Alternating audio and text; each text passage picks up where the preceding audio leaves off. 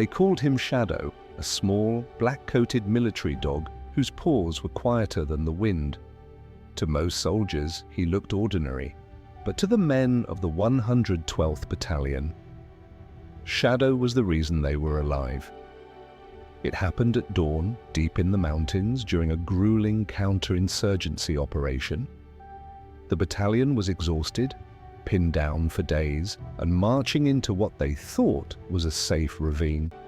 But Shadow sensed what they couldn't. His handler felt the leash go tight. The dog froze, ears up, tail stiff. Then, without waiting for a command, Shadow pulled free and sprinted forward, disappearing into the rocks. At first the soldiers shouted after him. Then they heard it, a faint clicking sound. Shadow had found something. Ahead of the battalion was a massive hidden IED trap, a web of explosives buried under the soil, wired to blow the moment the first soldier stepped forward. Enough firepower to erase the entire unit in an instant. Shadow didn't hesitate. Training kicked in. He began barking, loud, sharp, rapid, the signal for immediate danger. The handler yelled for everyone to stop. The entire battalion froze mid-step.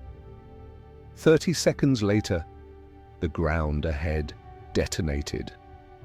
A chain reaction of explosions tore through the ravine, sending shockwaves and fire roaring into the sky.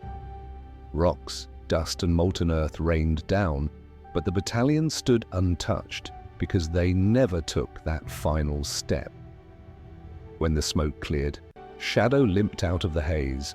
His paws were bleeding, his fur singed, but his tail was wagging. The soldiers, hardened veterans, knelt around him in stunned silence.